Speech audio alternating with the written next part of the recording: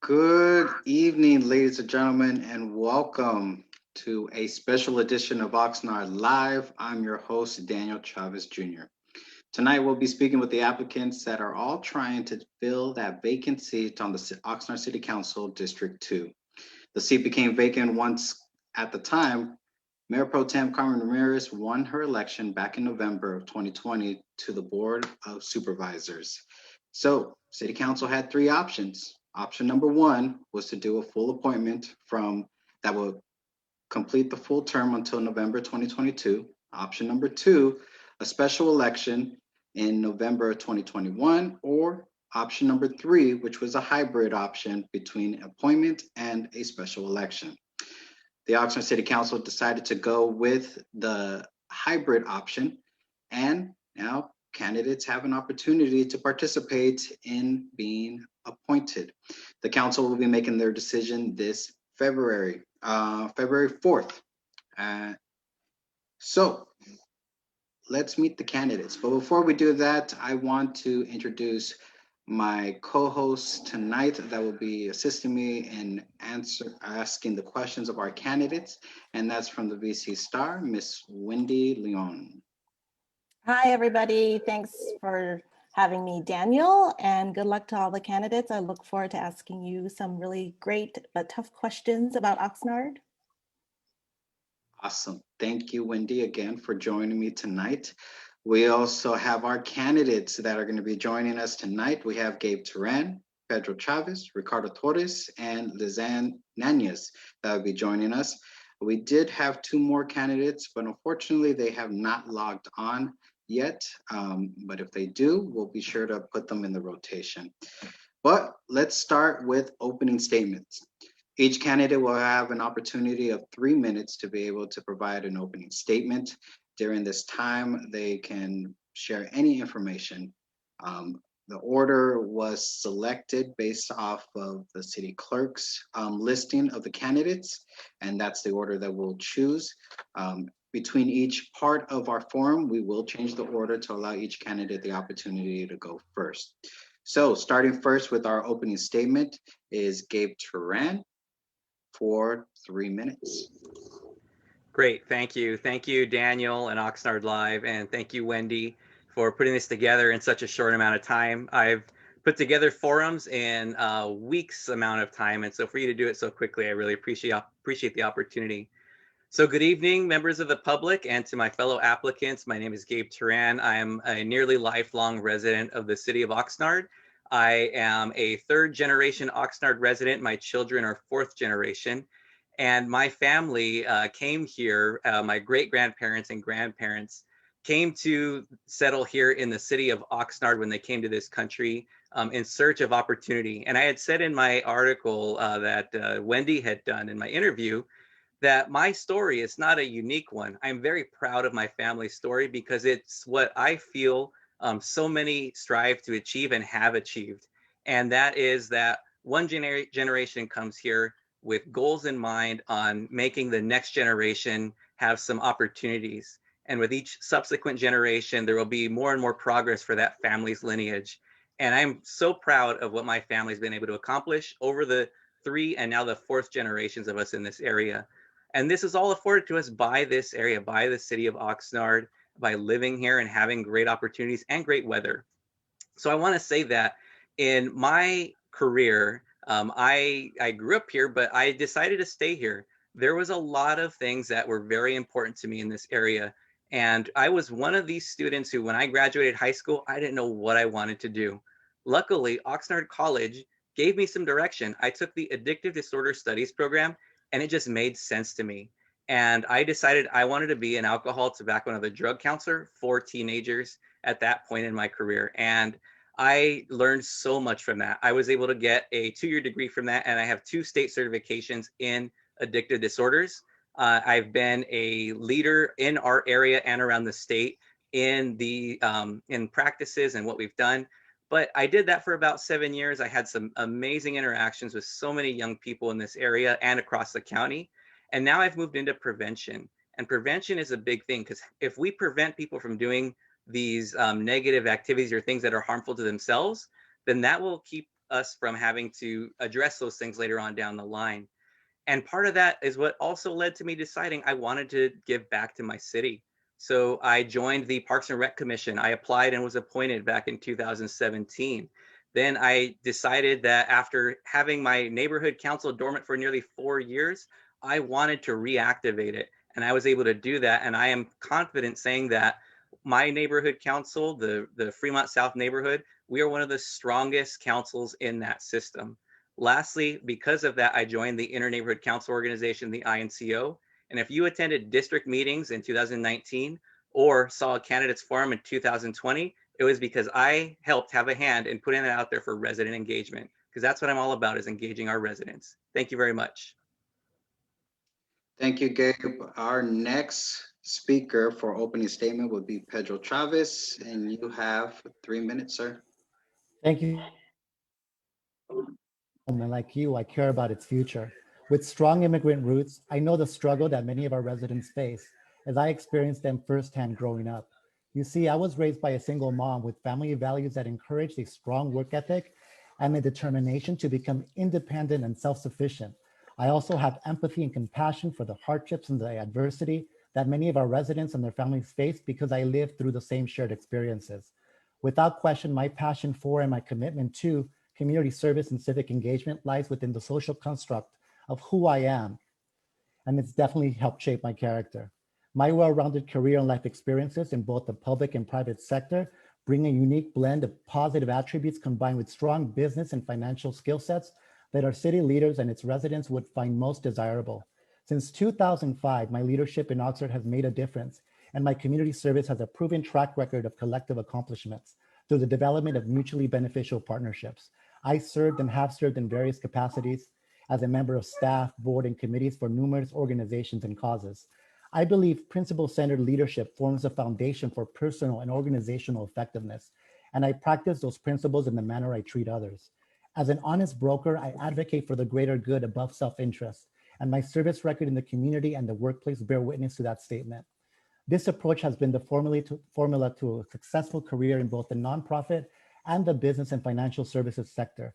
Furthermore, my business acumen skills were cemented in these environments, and those skill sets are crucial in making sound decisions that others rely on. The city of Oxnard is the largest in Ventura County, with a population of over 208,000 residents based on 2019 data.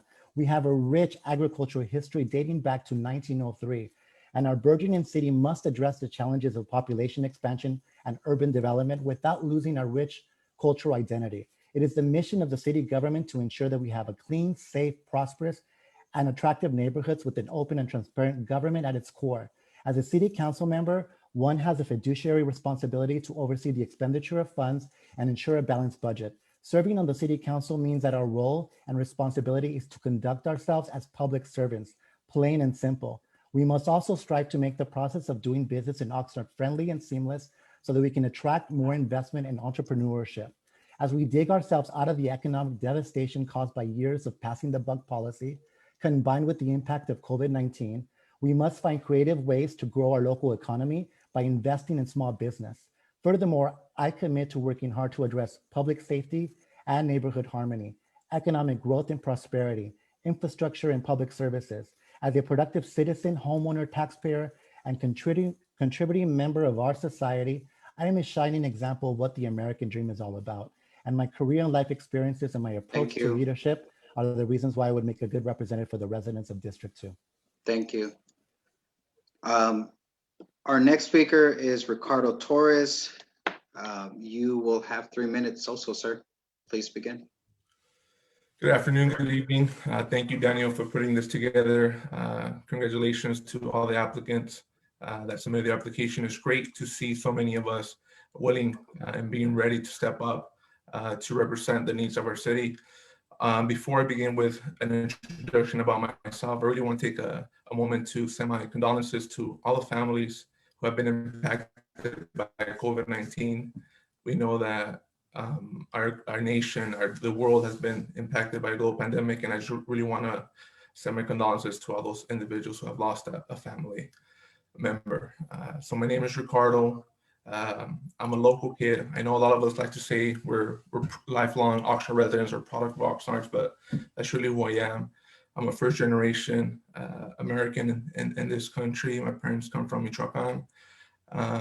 I went to all local grade schools. I graduated from Wanimi High School. I went to college at California Lutheran University.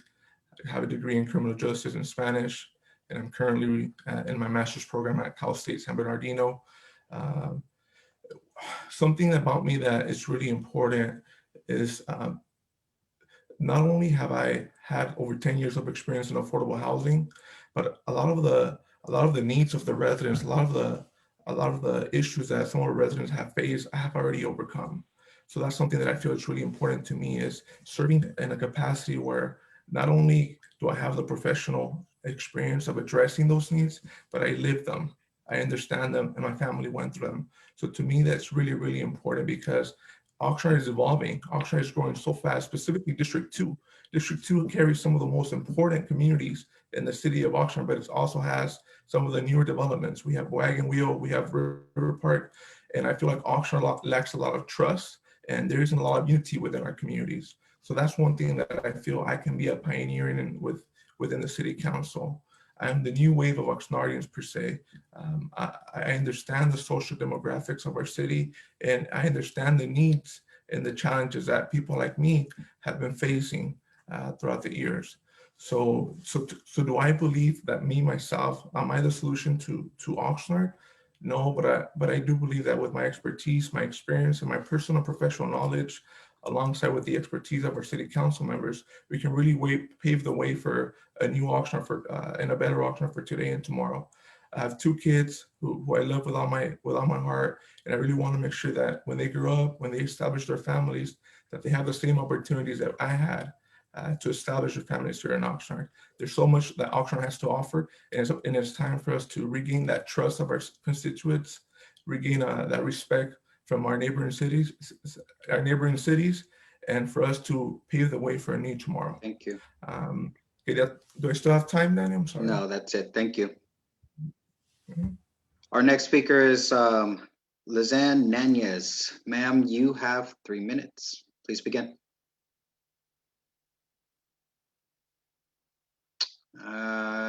You need to turn your mic on.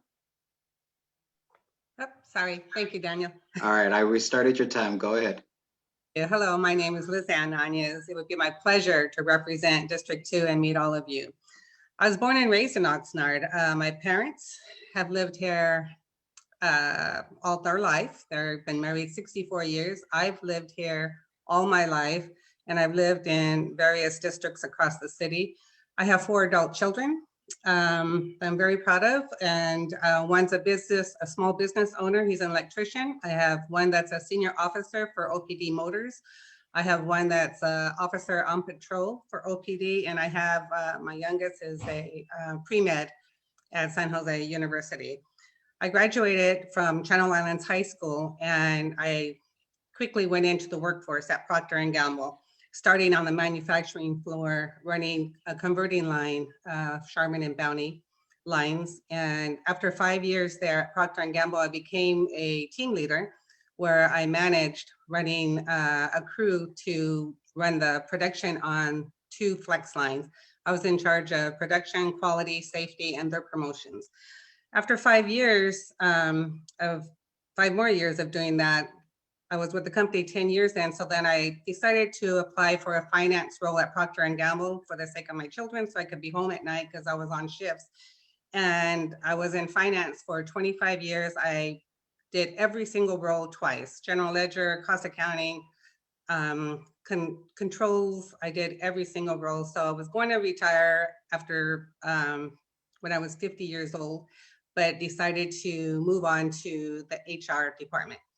In the HR department, I took on all aspects of employee and community relations. One of my favorites, well, two of my favorites was managing the grants and donations for the community and events.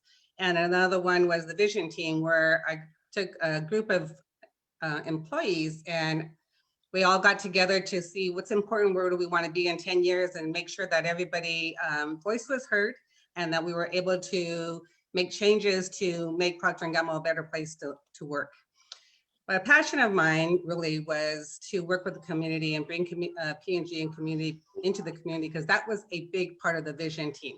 So working with United Way for 15 years on the team, volunteering teams, our teams, to clean the Carnegie Art Museum, restore Mandalay Beach, Casa Pacifica, Community Roots Garden, and the low-income housing.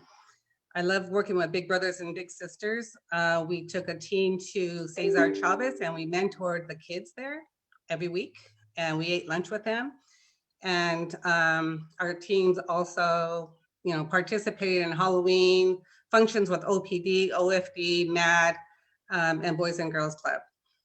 My leadership roles really helped me grow in the community. Okay. Thank you. That's it.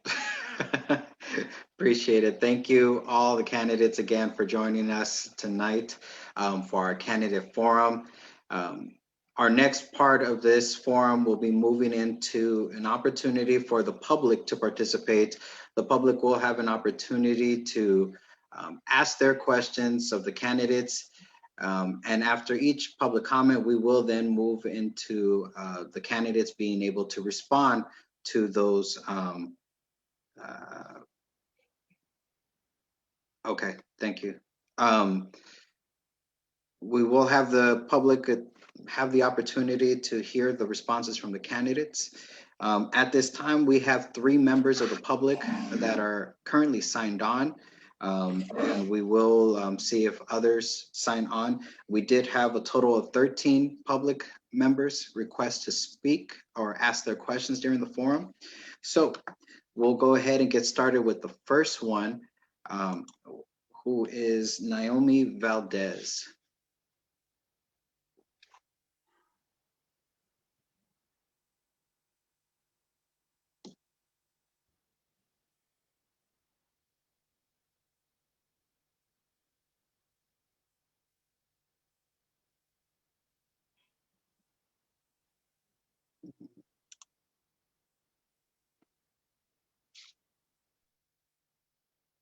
Naomi, if you could hear me, go ahead and hello. Yes. Hello. Yes, can you hear Sorry, me? yeah, yes. Okay, so you'll have 2 minutes to go ahead and speak, and you may begin. Thank you. So I have been a resident in the District 2 for close to 30 years, and I've seen lots of changes. We have a neighborhood of residents and businesses and up-and-coming areas in the northern side of our district. So I just want to hear from the candidates what their vision is for our district. It's a very high traffic area. Our streets need to be attended to. My street, in fact, also needs to be attended to. And I truly believe that we need to have some attention paid to our district. So I want to hear the ideas of the candidates themselves as to the vision within our community. What are their plans? What are their goals? And what they hope to see within our district. Thank you, Naomi. Is that end of your comments? Yes, that's the end of my comments. Thank you. Okay. So we'll go ahead and go to our candidates. We'll start with Pedro Chavez. So the comments were in regards to what are the visions, the plans and goals for District 2 that each candidate is going to strive for. So we'll start with Pedro first. Pedro, we'll go ahead and give you 2 minutes to respond. Sure. So we all know all the difficulties that our city elected officials have had in terms of dealing with our crumbling infrastructure, right? We just had an election where 53% of the voters decided to pass a measure, right? To try to invest back into our city by increasing the sales tax. So there's going to be some exciting opportunity there for us to prioritize and put first things first. So one of those priority areas in particular is ensuring that we have public safety and community harmony. And what does public safety mean? That means that, you know, if people don't feel safe in the community, they're not going to want to dig their roots in the community. They're going to want to go somewhere else. They're not going to want to start a business. So putting a priority to public safety and making sure that we have open and safe public spaces is really critical for our community to thrive. Obviously, we've seen what good decisions have evolved in our city. For instance, at one time there was the idea of bringing the collection to our district, and look what that collection has done for our residents and for our families, and to attract folks to live here in the community. So we have good decisions, and we have to be more involved in making sure that we're creative and action driven when it comes to expending the Measure E funds. And it starts with infrastructure, public services, open spaces, and ensuring that our residents feel safe and they can live in harmony with others in the community. So those are the priority areas that I would bring. Thank you, Mr. Chavez. We'll now go to Ricardo Torres.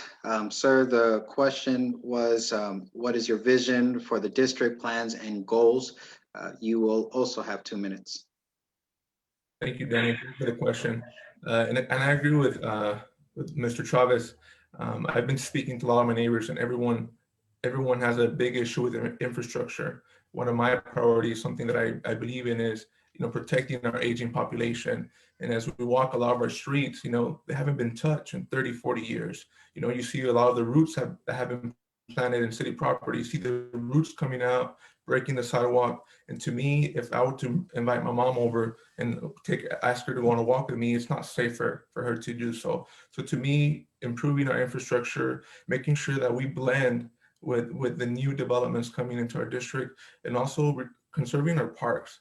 You know, you take a stroll through all of our city parks, you know, they need a lot of attention. You know, you look at the tennis courts, you look at the basketball courts, it's not very inviting for our youth or for our families to utilize those parks.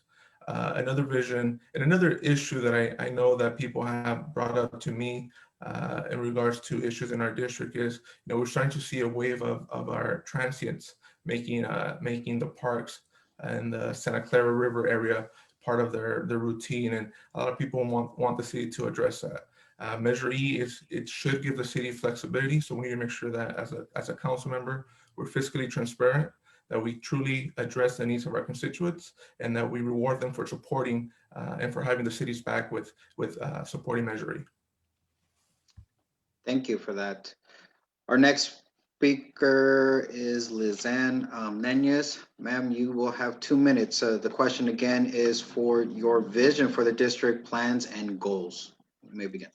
Okay, thank you. I also support Measure E. I was a strong supporter of Measure E. I even talked neighbors into voting for Measure E.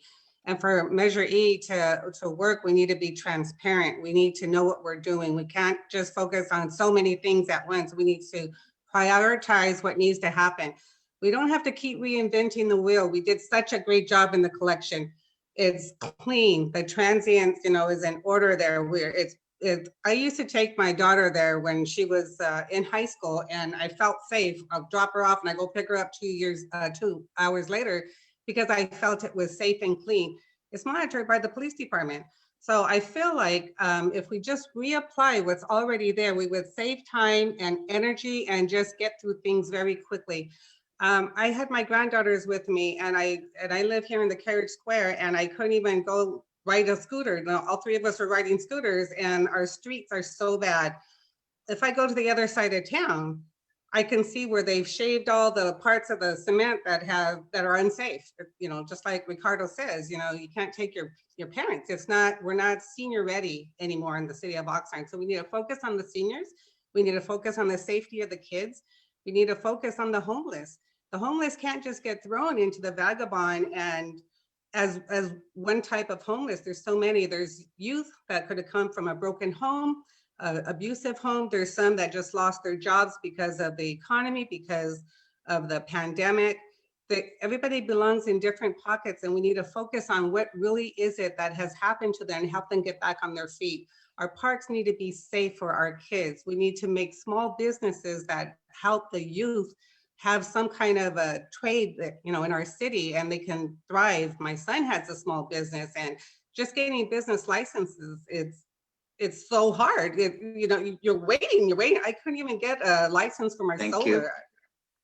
Thank you. I appreciate that. Our final speaker on this question is Gabe Turan. And Gabe, again, the question is your vision for the district, plans and goals. You will also have 2 minutes. Begin. Thank you very much. And thank you, Noemi, for that question. It's a really important one specific to District 2. And I may be running for the District 2 seat, and I will serve District 2 with the utmost loyalty. I've grown up here. This is where I come from. But the vision I have really applies to the city as a whole as well. And that is, number one, restoration of our services that have been cut drastically over the last 5 years. The next investment would be an investment in youth services. As I mentioned earlier, preventing things with young people, now giving them positive opportunities in evidence-based programs appropriate for this population, will in the future mitigate and reduce the many social challenges that we see now with the current cohort of young people. And then lastly, these two are intertwined: homelessness and housing. And many of the homeless people or people who are unsheltered who we see, we get this vision of people having severe mental health challenges or people who are dealing with addiction. But that's just the tip of homelessness that we see. There are so many out there we don't see, who go to work every day but don't have enough or make enough to have shelter, or they send their kids to school every day. I have good news for you, Noemi. For these following neighborhoods, I believe you're in Fremont North. So we have Fremont North, Fremont South, El Rio West, and Carriage Square and Wilson. They're all getting repaved streets already between now and the fiscal year 24-25. It was written into the capital improvement plan, and it's listed there. Some of them are being paid through gas tax money. Some of it's being paid through streets maintenance funds. So that's coming down the pike. I believe if you're in Fremont North, if I remember correctly, they just had their iron pipes replaced, and they needed to do that first before the streets could be repaved. So you're going to be seeing that, I believe, this fiscal year in your neighborhood. So I hope that's helpful. Lastly, we should always be looking at economic development and how we can continue to improve that to increase what's coming for our residents and for our business owners through the Measure E that passed. Thank you. Thank you. Our next public comment is Manuel Herrera. You will have 2 minutes, sir. Manuel Herrera. Hello, everyone. Can you hear me? Yes, go ahead. Okay, excellent. I'm trying to start my video, but it won't let me, so I'll just let you look at my picture. Okay, so I have a couple of questions, and Mr. Chavez, should I ask them all right now, or you want me to ask one first? And no, go ahead. This is your time of 2 minutes, so ask as many questions as you can. I will be sure to write them down.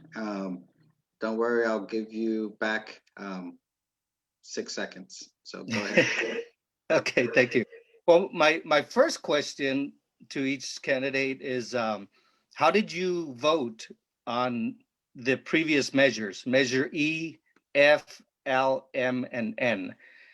Because how you voted for that will dictate how you are connected with the community. Because, you know, the community voted a certain way, and there's some measures that passed, some measures that failed. So that'll say a lot about you, in my opinion, as to how you voted for each measure. The second question is, some of the candidates, when it came out that Carmen Ramirez was vacating her position, some people were calling for an appointment. Some people were calling for a special election. Some people were calling for both. So the second question is, how did you vote on that? What was your thoughts on that? Were you wanting a special election? Were you wanting an appointment? Because if you were asking for a special election and only a special election, and yet here you are applying to be appointed, isn't that considered flip-flopping? So, you know, so I want to know where you stand on that. And then my third question is, if you do get elected, you know, you're going to be making some really tough decisions, and some of the decisions that are having to be made recently have to do with lawsuits that are brought for and against Aaron Starr. Manuel, So, that is your 2 minutes, sir. If you want to go ahead and throw that question in there, you can do it in the next 2-3 seconds, but your time is up. okay, so I guess what are your thoughts of Aaron Starr as far as is he an asset to the community? What are your feelings regarding Aaron Starr and the litigations dealing with him and the city? Thank you, Manuel. So we'll go ahead and start with Ricardo Torres on this one. There are 3 questions to it. Question number 1 is, how did you vote on the past measures? That was the measures during the November 2020 election, Measure E, which was the city, FMLN, which were measures by Mr. Starr. What was your thoughts on the 3 options that the city council was facing: an appointment, a straight appointment, a special election, or the hybrid option, which currently is in play? And then the 3rd question was your thoughts on Mr. Starr. So we'll go ahead and start with Ricardo Torres for 2 minutes. That's a lot for 2 minutes. I'm gonna work backwards because I think this is gonna make it easier for me to respond. In regards to Mr. Starr, I don't know him personally. I've seen what he has been trying to do in the community, and my approach to that whole issue is I see it from the perspective as from what do the voters tell us with the measures, right? So what I learned from the voters is that, one, the voters told us, hey, Oxnard, we have your back, right? They supported Measure E, so they told us, hey, Oxnard, we have your back. But they also told us that they voted 2 of the measures that were presented by Mr. Starr, I believe. And with what I took from those two measures was like, hey, Oxnard, we have your back, but we have some trust issues. So that's my understanding and my perception of what's going on with the issue with Mr. Starr. The second question was, what did I prefer in regards to a special election or an appointment? I preferred a special election just because I believe that is the most democratic way to elect a candidate. Right now, we're going through an appointment process, and yes, even though I didn't advocate for it, this is the process that was presented to us. So it would be unfair of me to not take this opportunity. And the argument can be made that if we allow our city council members to appoint a representative, then how come we can't trust them to lead us without a representative? So you can see the same side of the token. In regards to Measure E, I support what the voters support, and the voters support Measure E. So now for me, what's really important is that we're accountable, that we're transparent, and that we're fiscally responsible in the way we allocate those funds. As I said before, the city told us we have your back, but they also told us we have trust issues. So that would be a priority for me. Thank you. Thank you. Lizanne is our next comment. Again, the 3 questions are, how did you vote on the measures E, F, M, N, and L? What are your thoughts on the 3 options, the full appointment, special election, or hybrid option? And then your thoughts on Mr. Starr, asset, and the litigations that he has brought up, and vice versa. You have 2 minutes to respond. Okay, I voted yes on E. I strongly feel that was important for the city.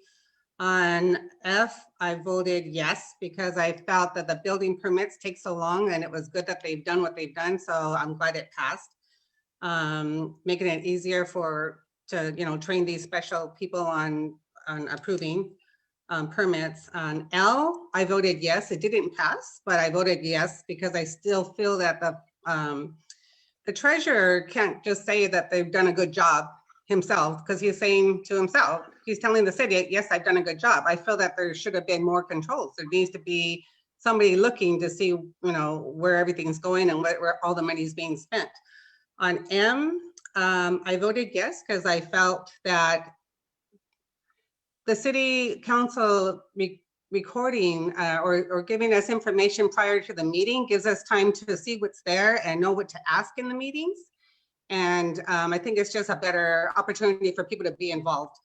Measure N, I also voted yes for that because the roads do need to get repaired. They're really bad. And it would be nice if we just kind of held people accountable to get that done timely, or else Measure O will expire. So it's tied into Measure O. How I feel about the three choices of the election, special appointment, or the hybrid. I really like the hybrid. And the reason I like the hybrid is because the seat needs to get filled now. Having an election would take time. It would take a lot of campaigning for people. I really like that we're doing this small and we're getting it done quickly, and giving us time to campaign for the November election. So I do like that.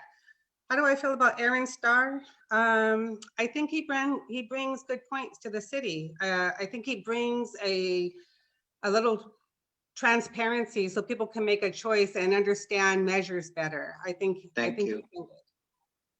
Thank you. Next speaker is Gabe Turan. Gabe Turan, again, the three questions are, how did you vote on the measures? Question number 2 was your thoughts on the three options presented to the city council. And then the final question was your thoughts on Mr. Starr and the litigations tied to that. You have 2 minutes, sir.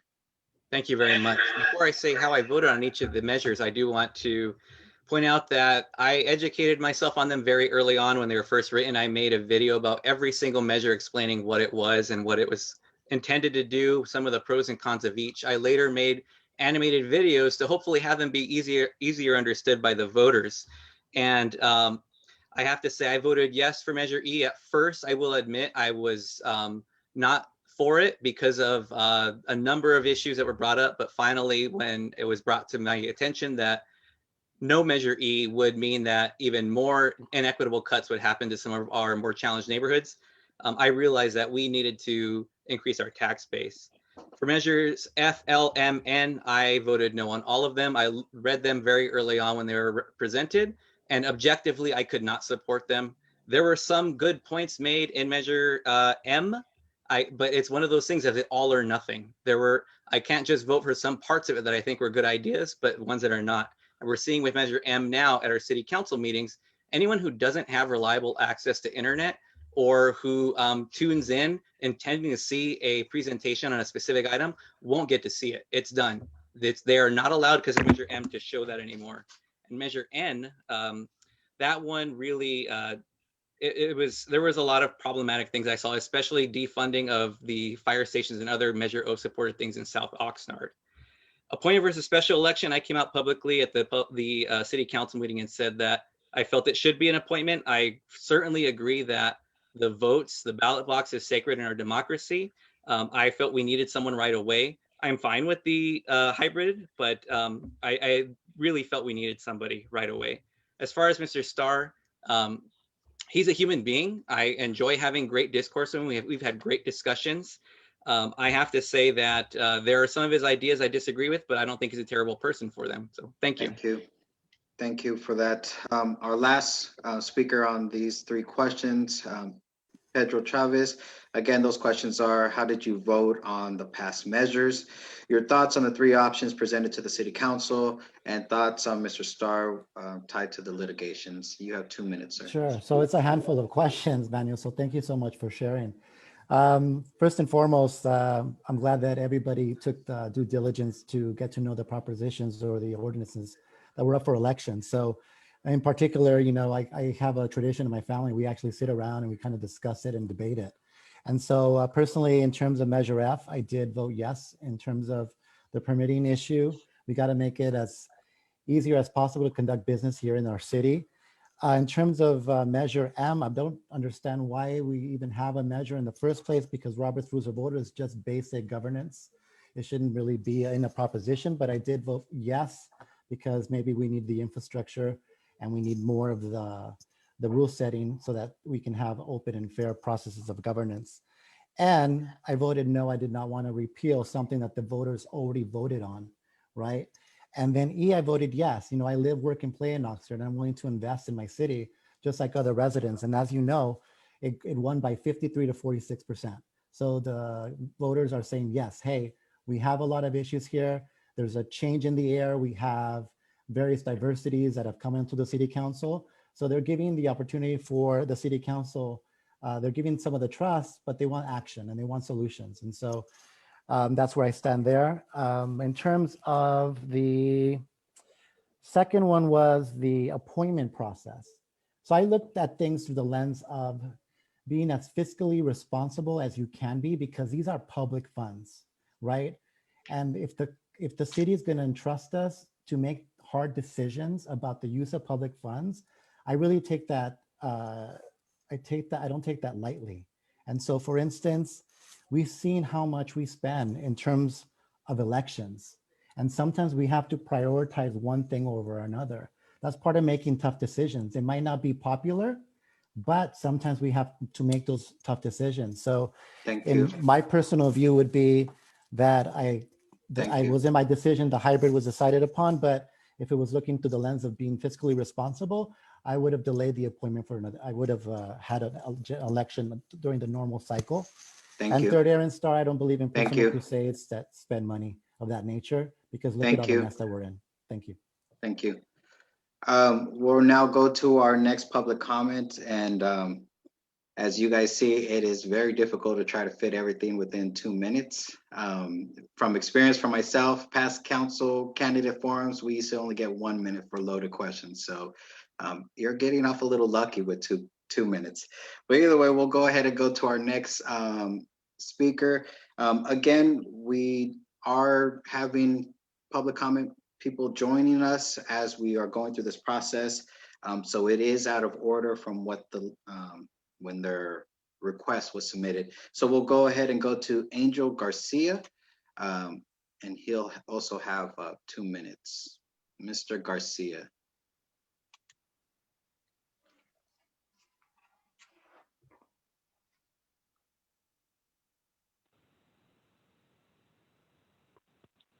Hello, Daniel. Can you hear me? Yes, sir. You have 2 minutes. Go ahead and begin. Thank you so much. I would like to first thank Daniel Chavez for arranging this meeting and creating more transparency for the constituents of District 2 to help them make the decision, and so they can share that at the City Council meeting. My question for the candidates today is, according to the statistics provided by Cal Lutheran for their economics and various articles from the VC Star pointing out, housing in Ventura County is very scarce in terms of affordability, but we are very ahead in terms of moderately income and high income. And due to the lack of affordable housing, we have seen over 30,000 Ventura County residents leave the county or the state altogether. So my question to the candidates is, what are your thoughts on affordable housing and other measures such as rent control? And what would you do in the scenario if a housing project comes to your neighborhood and your local neighborhood councils are not in favor for it? Thank you very much for your time. Thank you, Mr. Garcia. Candidates, we have 2 questions. The first question is your thoughts on affordable housing, and then your position on affordable housing coming into your district and the public being opposed to it. So we'll go ahead and start with Lizanne for that for 2 minutes. Please begin. Hi, I do think that we do have a housing problem. I know last time I looked, there was like 35 houses available in the city of Oxnard. Affordable housing, I think we can be a little bit smart about it. I think right now we have some in Wagon Wheel, but if we could reapply what we've done in Wagon Wheel to, let's say, the south end of Oxnard, where there's a lot of space there, we can make units that are 3-story and maybe underground parking. So, because I know that's a big issue, parking's a big issue, space is a big issue, but if we could, you know, reapply what we've done over there by the Mandalay Beach, make 4 stories where they have, you know, like I say, parking under their own, you know, residence, that would be great. Businesses, you know, you can go to Camarillo, you can see these small businesses and the beautiful sights of town, and they have the housing right above their own business. So we have to think out of the box with this. You know, we have to be smart, and it needs to be beautiful. It needs to be something that we need to make Oxnard shine. There should be a standard like Santa Barbara has to make it, you know, you have to make everything looking Spanish. Well, they're here in Oxnard, we're just kind of all over the place with the style. We just need to make it look very, very nice. And we need to do a survey on the income of is around Oxnard. There's some people that vary from very low, tens of thousands in the city to some people that make, 80,000. So how are we strategizing that? Where are we putting these homes? And I don't think that people would have a problem with these affordable housing going in their areas if we kept them clean. Look what they've done to Colonia. They're making the Colonia look really nice. So I don't think that should be an issue if we can stick to a standard in our city. Thank you. Our next response is coming from Gabe. Sir, you have 2 minutes. Please begin. Thank you very much. Thank you for the question, Mr. Garcia. In regards to affordable housing, as Ms. Nunez said, we absolutely have a challenge in our city, in our county, in our region for affordable housing. We live in such a beautiful area, but people cannot afford to live here, or they spend too much of their income on housing itself. And I think it's important to have the vision or the myth busted about what affordable housing is. The Star recently had an article about another Ventura County city where high density apartments were being proposed in an area of the town. And some of the quotes were just astounding at what they were saying, such as, well, what kind of people are going to live here? Or what kind of people are going to come from that neighborhood to our neighborhood? I don't think I can support that. And it's so unfortunate to see these kinds of misconceptions around this. Affordable housing, our neighbors, your neighbor, your family members can qualify or need affordable housing. And the other thing too is that, as Ms. Nania said, I totally agree, we should look at more mixed use like we're looking at for downtown, higher density, so that way we can build up and have people be able to afford to move into maybe smaller units. In my particular neighborhood, we've already been speaking with a developer who's proposed to purchase has purchased the Oxnard Adult School property to build some single family homes. Those will be 1,200, 1,300 square foot homes, meant to be small, meant to be starter homes, or homes that are in affordable price range for people to move there and have a family or start their home buying experience. And this is what we need to do, make it more affordable for people to live here. When we say affordable housing, we're not talking about what people think of with apartments or where they think blight might come in. These are our neighbors, these are human beings who need somewhere to live. The alternative is they live somewhere else, as we've seen with the Exodus, or that they become homeless. Thank you very much. Thank you. Our next person is Pedro. You have 2 minutes, sir. Sure. So I'm actually a testament. I actually grew up in rent control. And if it wasn't for rent control, my mom wouldn't be able to save money in order to afford a down payment. So first and foremost, there's a lot that we have to do in order to educate, inform, and prepare working families so that they can have access to homeownership, because we know what homeownership does in terms of changing their trajectory in order to break the cycle of poverty and create financial stability. And so affordable housing, that's a really interesting word, right? Because we look at what the market's been doing the last 2 years. We've seen what COVID's done. Our market in real estate last year, so many working families accessed homeownership because they had a necessity to do so. So they prepared themselves. They were able to obtain down payment assistance programs.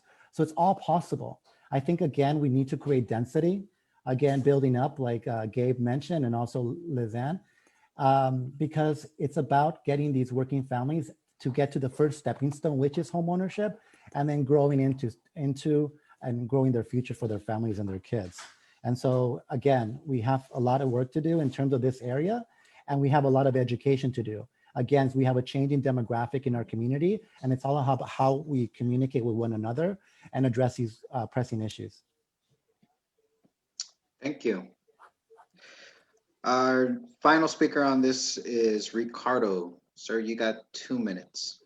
So thank you for the question. And I myself, I don't know if I mentioned this in my intro, I'm a product of public housing. So of course, I'm a professional in affordable housing. So of course, I'm an advocate for affordable housing.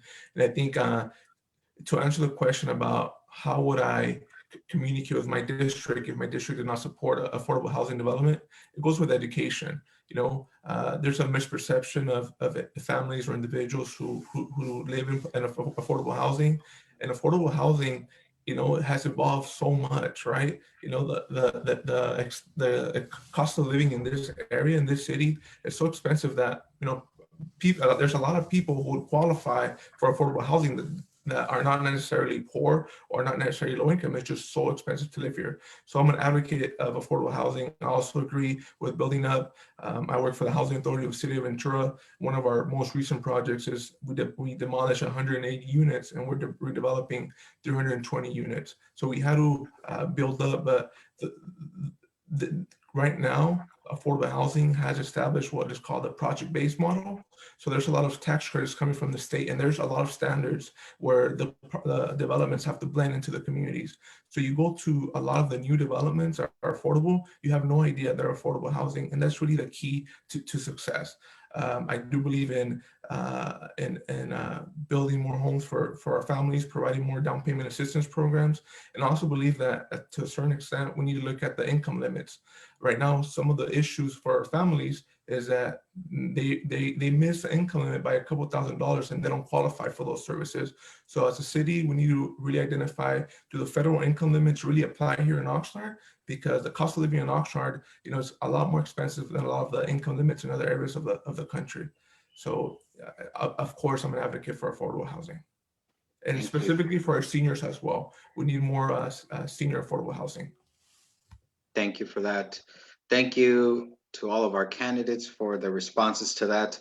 Our next public comment comes from Rodney Medina.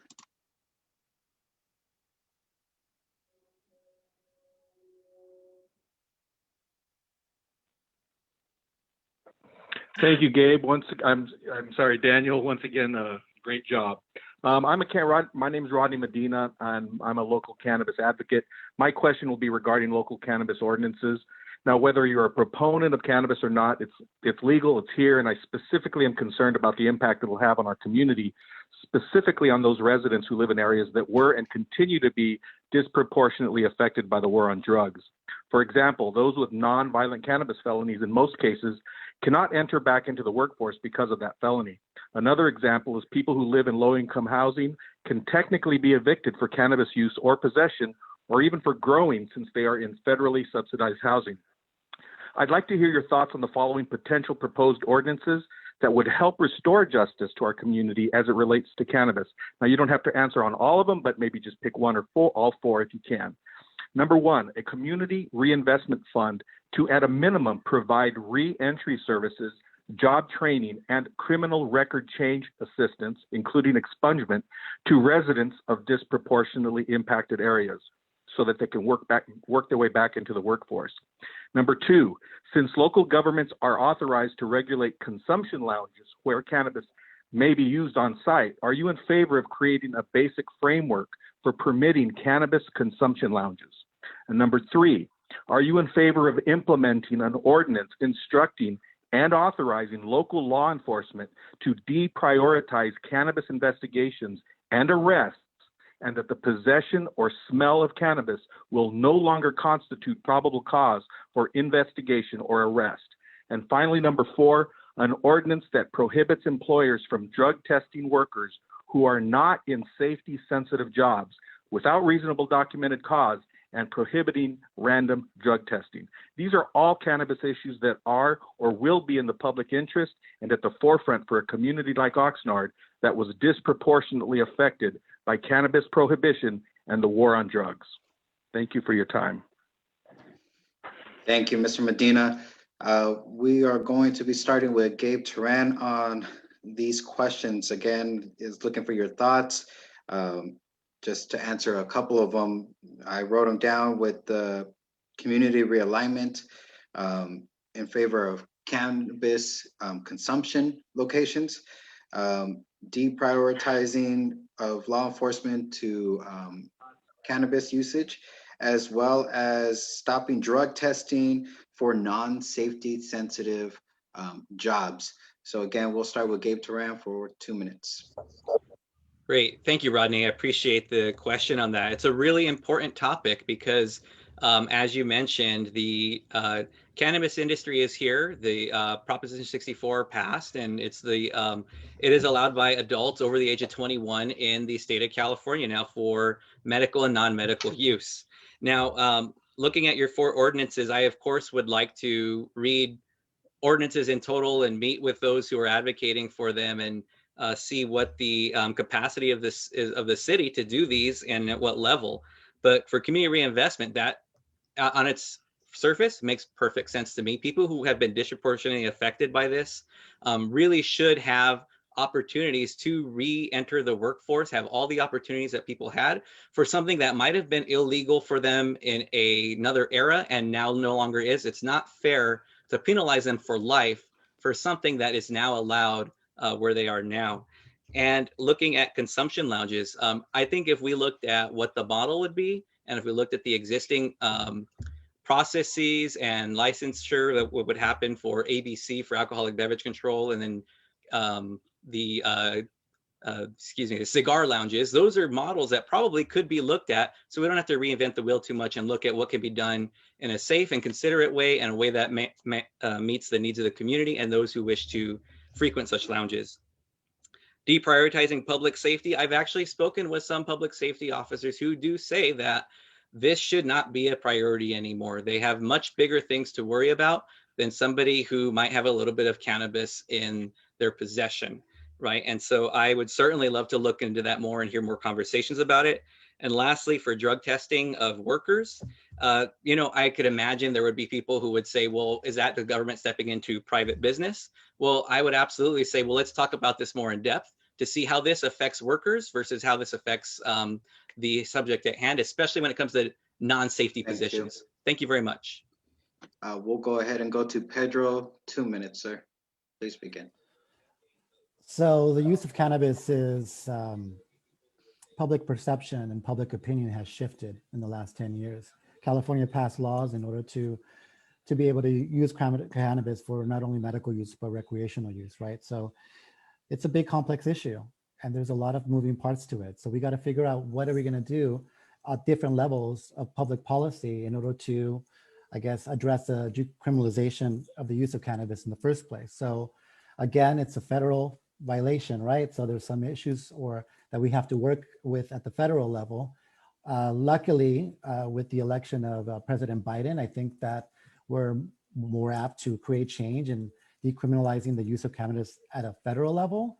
I think at the state level, there's still some things that we can do. We've seen the model that Port Hueneme has had in terms of its success with dispensaries and making sure they're clean and safe. And I believe that drug testing is going to be a really complicated issue that's not going to necessarily be solved at the city council level, because it has to really go into other stages in terms of what your role is in terms of your job and your position, and what public policy is going to be at the state and federal level. So again, it's a really complicated issue, and we have to do a lot of investigation, but also get a lot of community input, because we want to see what impact it's going to have actually in our citizens and our residents here in the community. Thank you. Our next speaker, Ricardo, 2 minutes, sir. Thank you, Rodney, for the question, and thank you for being very well informed. And you're right. In affordable housing, or specifically any type of affordable housing that has a federal subsidy, the marijuana is still considered a class 1 federal drug, so it's not prohibited. So I mean, for me, we're in the 21st century. I think cannabis is now more accepted in the community. And as far as it be an issue, I don't think it's an issue. I think it's more there's a lot of education that needs to happen in the community about cannabis, and just educating the public on the misperceptions that people have of cannabis smokers. I do like the idea. Like I said, I don't remember the exact question and I apologize, but I do like the idea of reinvesting money and supporting and advocating to support people who were impacted by the possession of cannabis in the past. I also believe in, what was the second question? I'm sorry, Daniel. Let me go ahead and stop your time. I'll go ahead and repeat those. Sorry, it was a big question. So the next one was in favor of cannabis consumption locations. The third one, deprioritizing law enforcement in regards to cannabis, as well as stopping drug testing for non-safety sensitive positions. And thank you. As far as for not making it a priority for law enforcement, I agree with you on that. I do believe that we shouldn't waste our tax resources on cannabis issues, especially when it's it's now legal in California. I do believe that we can follow the model that other cities have done in regards to this dispensaries and as far as to the lounges. And I do believe that we can fit them into our community. As far as drug testing, I am on the side with Pedro on this. It is a big issue because you can kind of get into the constitutional rights of individuals and employers. But if there's something that the state or that the federal government can implement and it can be supported for both sides, I wouldn't see why it's not something that can be considered. So I hope I answered your questions, Rodney. All right, thank you. We'll go ahead and move to our next speaker, Lizanne. 2 minutes, please. Okay, thank you. Lots of questions, lots of things to say about it. I'm gonna try to go through them real quick. But the consumption lounges and the dispensaries, I completely support them. The dispensaries, there's so many people today now that don't want to take prescription drugs because of the effect it has on their body. It ruins their livers, it ruins their kidneys. My father had cancer and he took CBD and he's completely cured. He didn't take radiation. He didn't have to do chemotherapy. So I completely support that. It needs to be managed, of course, but I completely support it. And there's, you know, as far as the employee testing, when it kind of builds with that, because there's some people who their back hurts. There's oil that can be used, cannabis oil. So will that show on their blood test? Yeah, if it has THC, it's going to show on their blood test. But they're using it because their hands hurt, their arthritis hurts, their back hurts, their knee hurts. Again, choosing not to use prescription drugs. So maybe the employers, of course, can have some kind of a form that they sign and they say what they're using it for. You know, there's always processes that can be made and you know, everybody agrees to. Community realignment, you know, bringing the, you know, being an advocate for nonviolent crimes that were related to cannabis. I support that. I feel like these people should not be held to this anymore. It's now legal. And if it was nonviolent, then, you know, we need to look at this. We need to wipe it because, you know, what makes them different today than the new people, that, you know, new crimes that happen today. So I completely support that. Police enforcement, I do support that as well. But I still think that you need to look at what that car, let's say the car was pulled over for. Was it for something that was really, really bad and it caused harm for people, caused harm for the city? Then you need to look at that. And if it was caused by cannabis, then that's another story. Thank you. Thank you to the public. Unfortunately, those were the only 4 that signed in time for this section of our forum. So we'll go ahead and move to our next portion, which is questions from the panel. These are questions that will be coming from myself and from Wendy. And we'll have Wendy select the first question. Each candidate will have 1.5 minutes to respond to them. All right, the first question is going to go to Pedro. I think I'm going to piggyback on the question from Manuel Herrera, who asked about the ballot measures, but I'm going to specifically ask about Measure N. So as you know, Measure N is about fixing the city's streets and alleyways, and how the city does on that front will determine whether it continues getting Measure O money.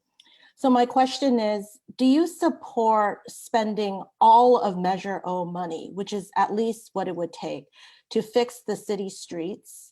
And if you say no, then, you know, what money would you use to fix the city streets?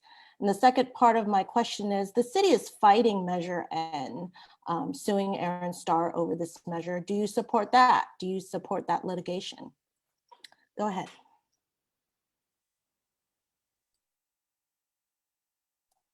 You're on mute, Pedro. Sorry about that. So I'll restart your time. yeah, thank you. So Measure N was a repeal of a previous ordinance that was passed by the voters. I don't believe in repealing. I believed in that we should not repeal something that the voters already made a decision on. And so that's my position on the repeal. Do I understand the litigation? Absolutely, I understand the litigation that exists for that. Because again, when we create these measures, that are have a lot of different moving parts to it. We have to do more due diligence in explaining exactly what impact it's going to have and how are we going to deal with it. So again, I don't support the litigation necessarily that Aaron Starn is going for in terms of that proposition. And my position as a private citizen was not to repeal something that the voters had already passed.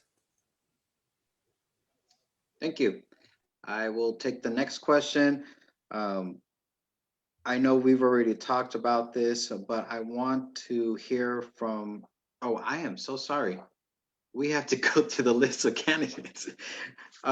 Next candidate is Ricardo. I apologize for that. Ricardo, a minute and a half to Wendy's question.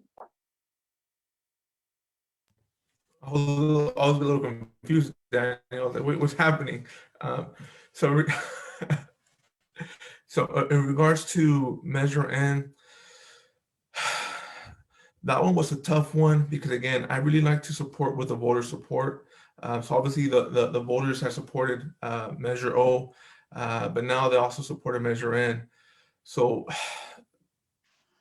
personally, I voted no on Measure N because I really believe that the city with Measure E was going to address some of the concerns that the constituents had in regards to addressing some of the needs that we haven't addressed because of the economic crisis that we face, where we had to relocate some of the ESRO monies to some of the general fund expenses. In regard to the lawsuit with Mr. Starr, again, it's complicated just because we are spending tax dollars and fighting for something that technically the voters voted for. So it's a very difficult question to answer in a minute and a half.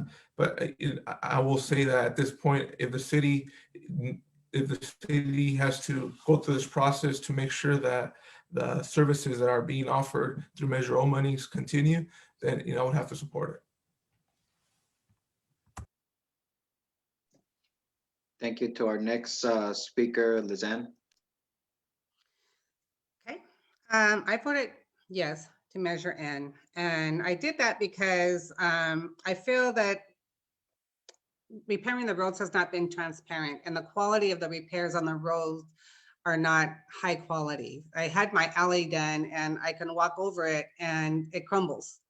So I think the frustration of the constituents of Oxnard is that there's so many roads that need to get completed, and what we've been doing is we'll focus on a little patch here, a little patch there, and then it goes away for a while, and then we focus on another area and it goes away for an hour. So I think that a lot of frustration came out of the non-transparent plan.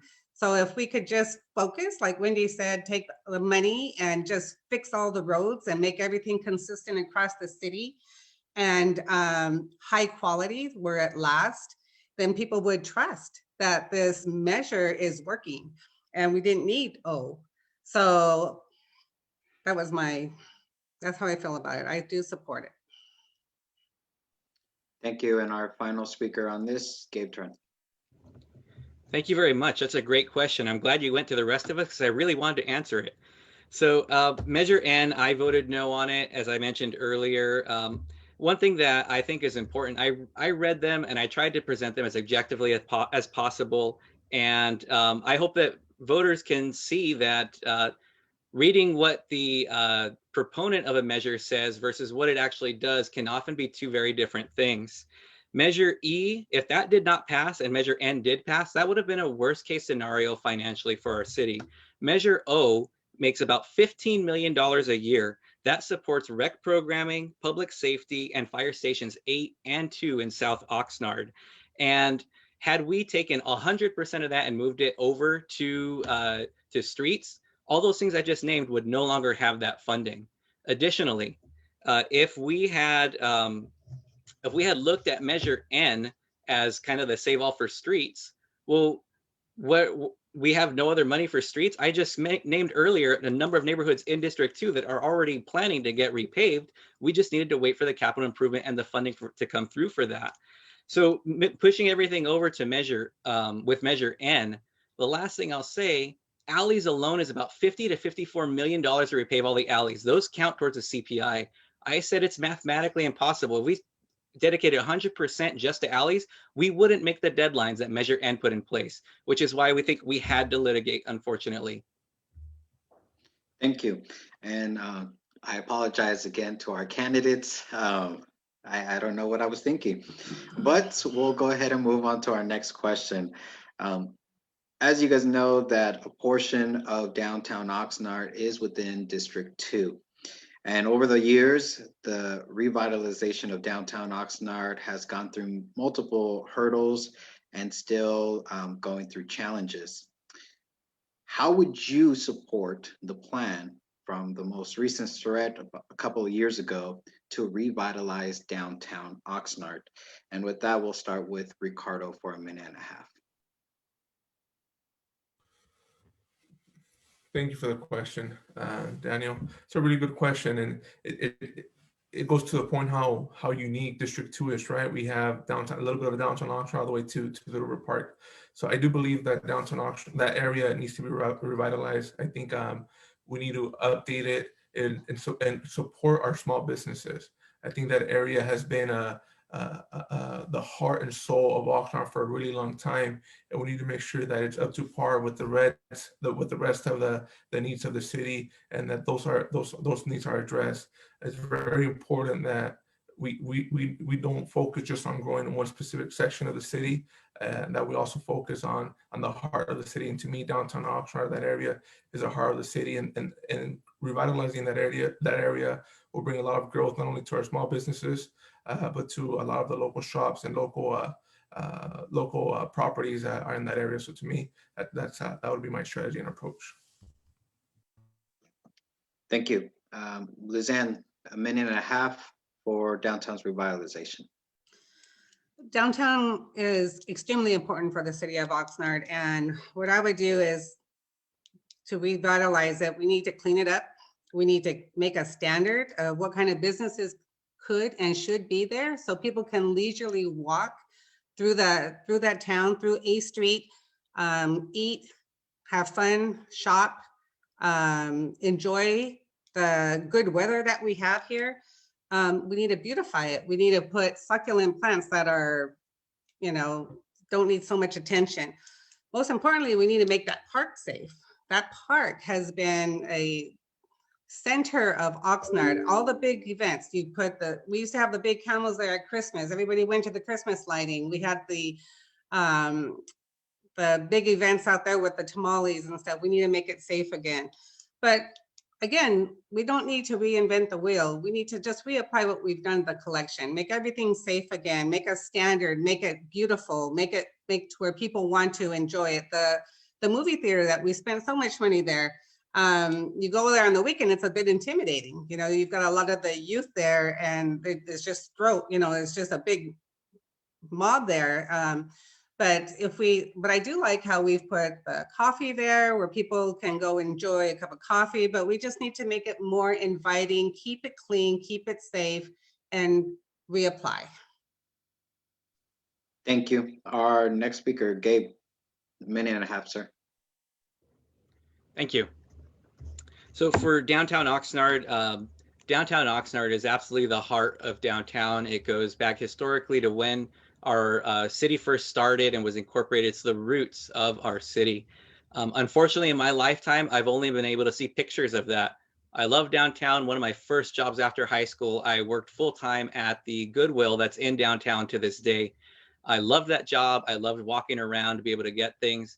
I feel that, as our other speakers had said, or other applicants, that downtown certainly deserves the attention and redesign that will revitalize it and bring it back to its beauty, and to be an economic heart of the city as well. We can absolutely have River Park. We can absolutely have downtown. We can absolutely have a South Oxnard foot traffic and business magnet to make every part of our city vibrant and great for our business community as well. I would certainly continue moving forward with the mixed use plans that have been put in place to bring apartments above businesses down in downtown and build up from there, and look at partnerships with the business community in downtown. So it's not such a a siloed or even adversarial relationship between the city and them. And then also the Downtown Design Review Committee has done some great work for the city of Oxnard, and it's a committee of folks who are knowledgeable about this and architects who know what they're talking about and have some great vision that should be tapped into as we move forward with redesigning. And then I love seeing youth. I mentioned that my job is in education and working with young people. When they're out, it's great because it's better than them being out somewhere negative, right? But that foot traffic plus all our other general public is what we need to have back in downtown. Thank you. Our final speaker on this question, Pedro, minute and a half, sir. Absolutely. Thank you so much. Downtown Oxnard, again, is the heart of the city. We all agree on that. Our responsibility as District 2 lines up all the way to 2nd Street on going south, and then you have Ventura Road and Oxnard Boulevard. So this is one of those issues that we work in collaboration and partnership with our fellow city council members so that we can bring a coalition of people together and try to see what we're going to do with the downtown area. We have over 15 years talking about revitalization plan for downtown Oxnard. But when are we going to start getting to the action plan? When are we going to start getting to the next level and the next step? And so, for instance, one of the basic things we need is because Measure E focuses on giving us economic development dollars, we need to focus those dollars in helping our small businesses grow. We don't have an incubation center, a small business incubation center. Vast majority of Latino have entrepreneurial spirit. And so how do we help these small businesses access credit, give them the tools they need so that they can grow their business and their footprint? Again, Plaza Park needs a total redesign. And I want you to think about putting the fusion. If you've ever been to downtown LA of Alvera Street and the Grand Central Market, we are an agricultural community, right? So why don't we have a farm fresh permanent vendor space that ties to our history of agriculture, right? So you can get your farm fresh vegetables and also combine that with the street food revolution. I don't know about you, but have you been to Tacos El Diablo? There's a lot of, have you been to Cielo? I mean, these are small businesses that have a good model, and we have to bring other businesses so that we can create an ambiance for people to live and thrive. Thank you. Thank you, candidates, for that. And Wendy has our next question. So let's stay in downtown. I want to ask you to talk about your thoughts on the navigation center that's being planned by the city. This question goes to you, Lizanne, first. So, you know, the city wants to build a navigation center, a homeless shelter, but with other services as well, and with transitional housing right in downtown behind the library. What are your thoughts on that center, that location? And what other ideas do you have on fixing the homeless issues apart from that center? Well, I'm glad that they're working on this navigation center because something needs to get, be done to help the homeless. I mentioned before that the homeless are misunderstood.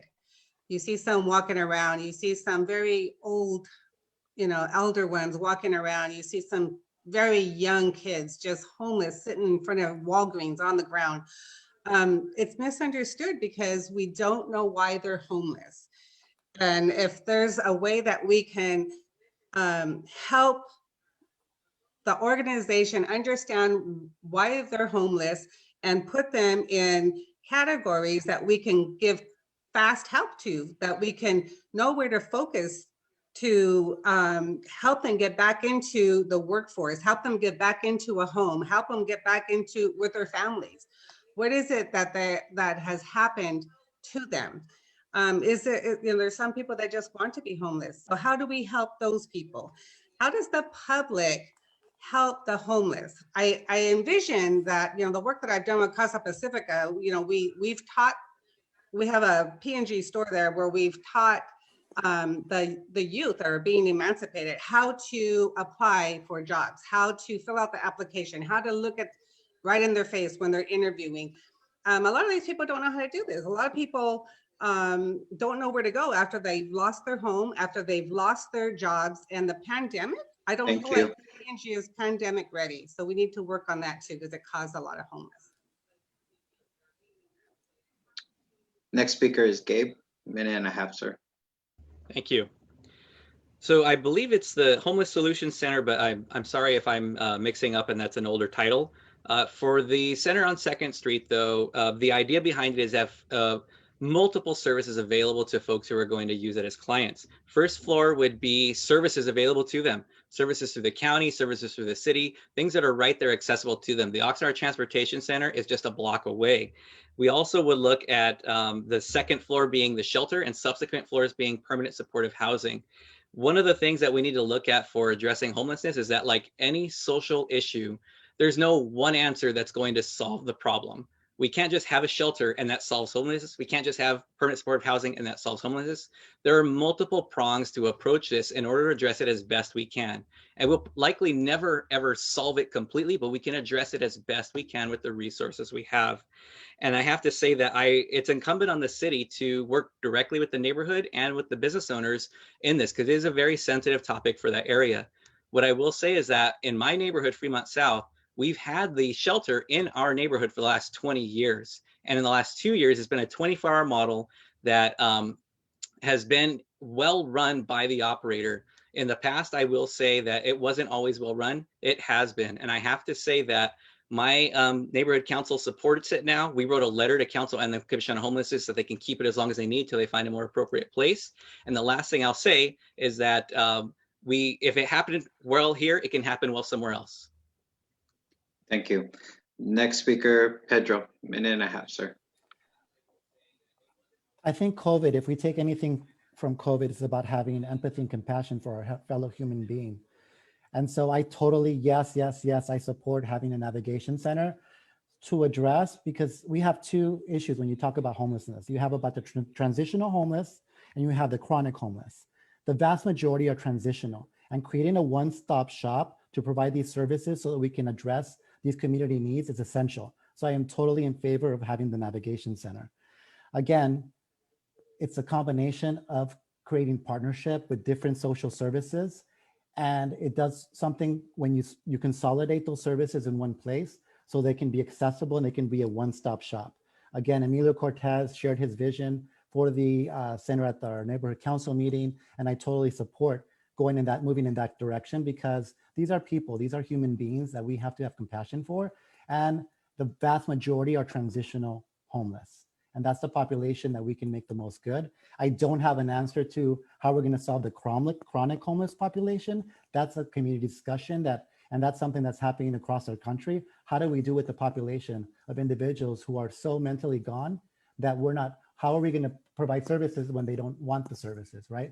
So I think there's a lot that we can do to look at different models across the country in order to create solutions. But yes, navigation center is essential, and I totally support doing that. Thank you.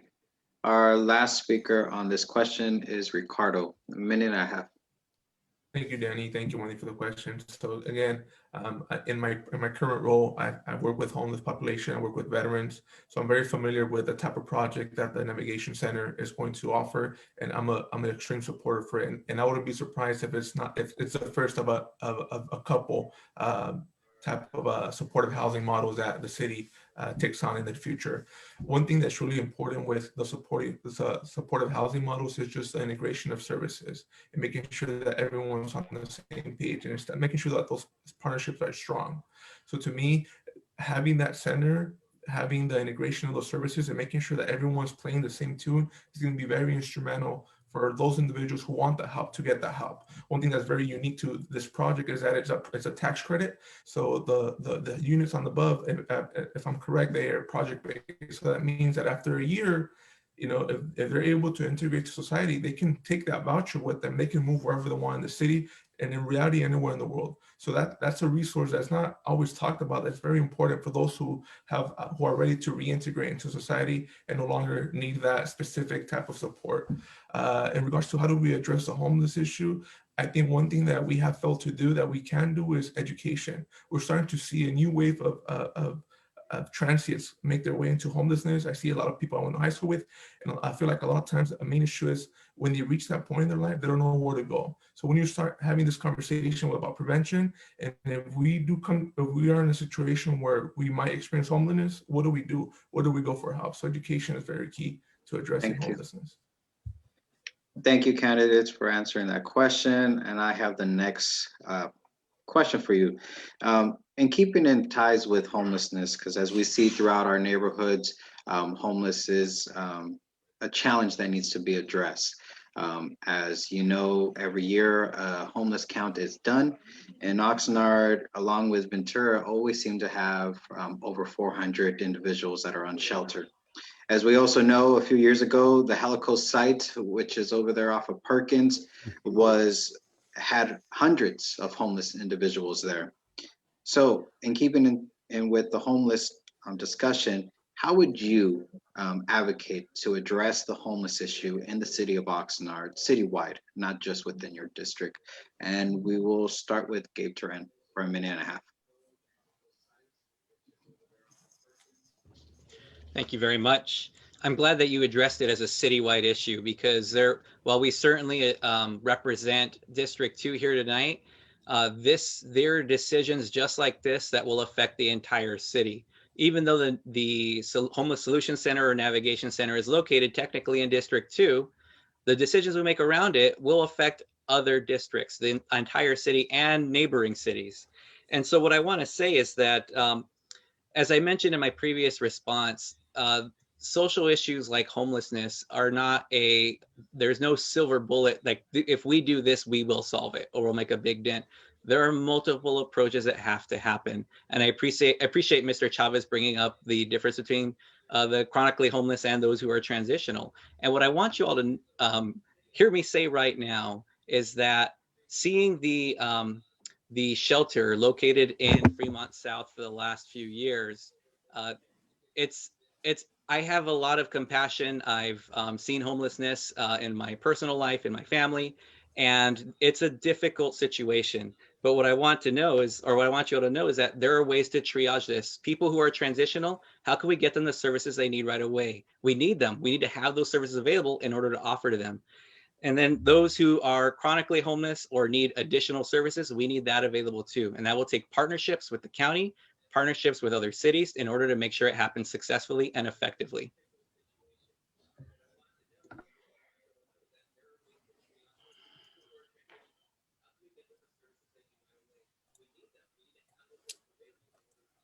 Daniel, you're on mute, but our next applicant to speak is Pedro. Go ahead.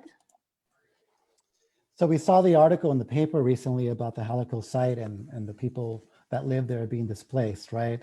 It is a hazardous waste dump where people are living and residing. And so again, we're going back to having empathy and compassion. What are we going to do in terms of it's a public health emergency for this population of people who are suffering and are living under these conditions? Again, we have a plan, but the city has a plan and it's adopted that. But we still have a transitional period of what are we going to do in between that? And I think it's about bringing the experts, bringing the public and mental health professionals into the room to figure out how are we going to address, and the city officials, how are we going to address this population of folks who really need that assistance, you know? Because again, we're going back to human beings, you know, and having empathy and compassion for their lives and finding the best way to create these solutions for their existence and their living in our city. It's going to take a village. It's going to take a village of us working together to try to solve these issues.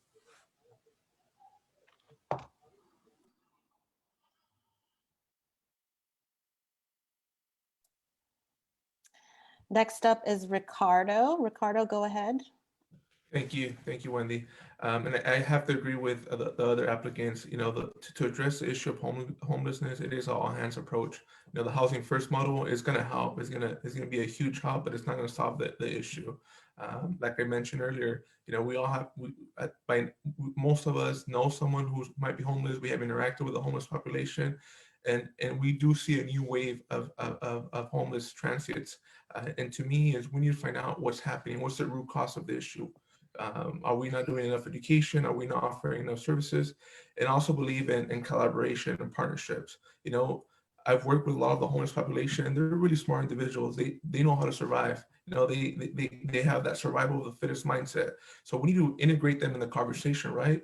You know, what are we not doing, or what can we do better to to help you integrate back into society.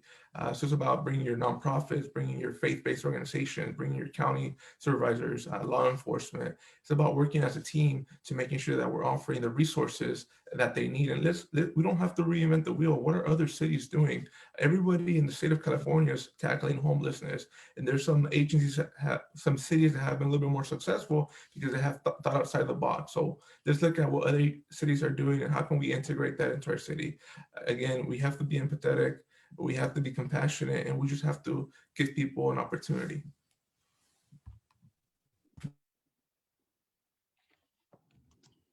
Okay, everyone could hear me now, right? I apologize for that. Our last speaker on this question is Lizanne, minute and a half. Yeah, so this homelessness, it is a social issue, and it is a public health emergency, and we do need to show empathy and compassion. And I would like if we could look at what the Salvation Army here in Oxnard has done with this, where they take them in and they give them a place to live. They teach them, how to fix cars. They get them back on their feet. A lot are mental, and what are we doing? We need to have a collaboration with the mental facilities here. How can they help us? We need to learn from them. We need to have processes in place that we can find out if it's pandemic driven or transitional. But I think if we could just reapply what Salvation Army has done to help them get back on their feet and just help them get back with their families and provide home for them, I think that's what we need to do.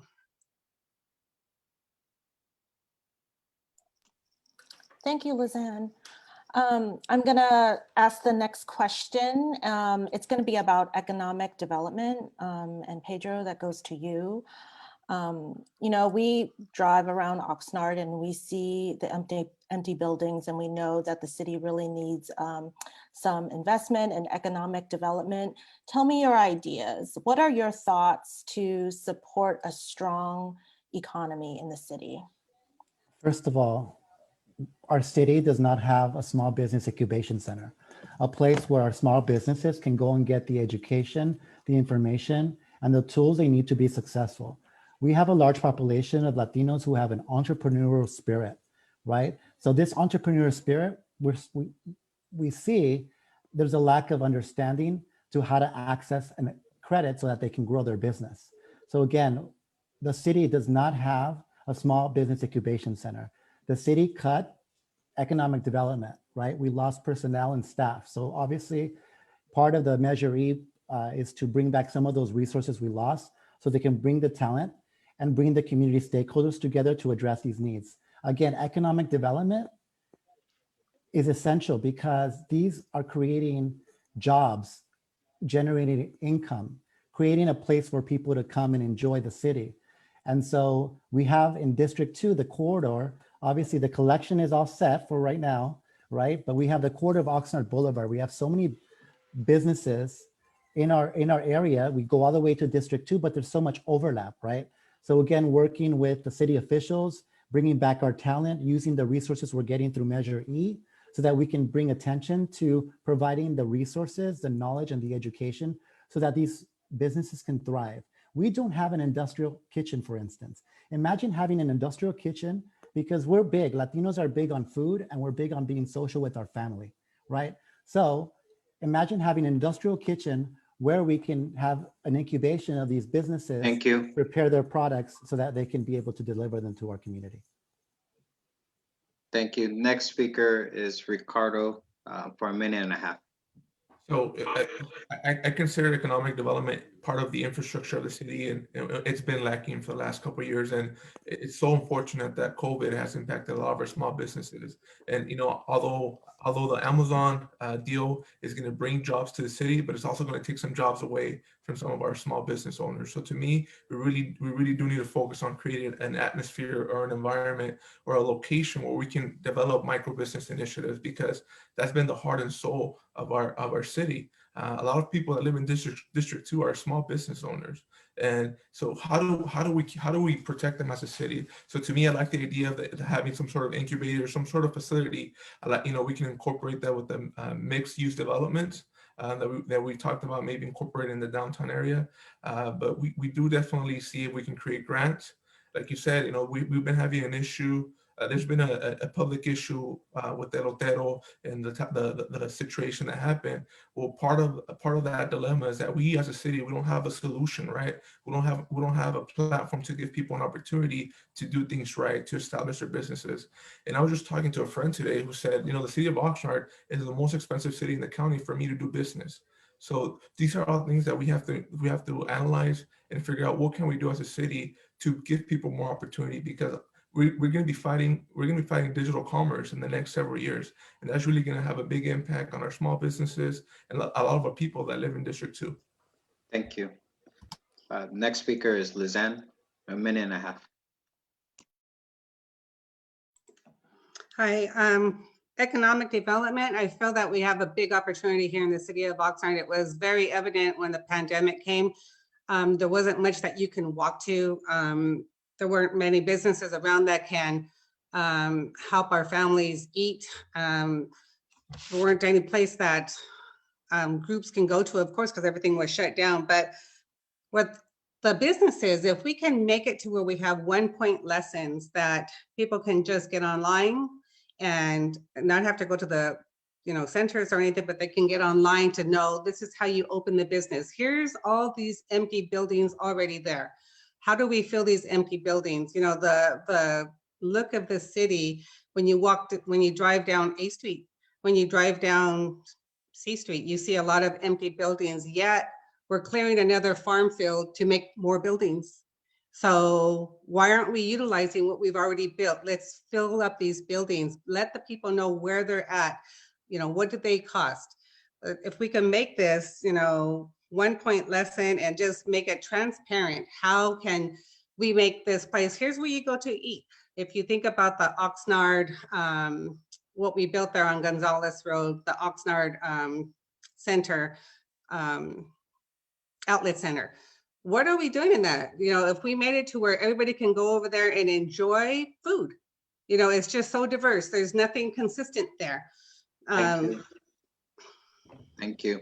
Our final speaker on this question, Gabe, 1.5 minutes.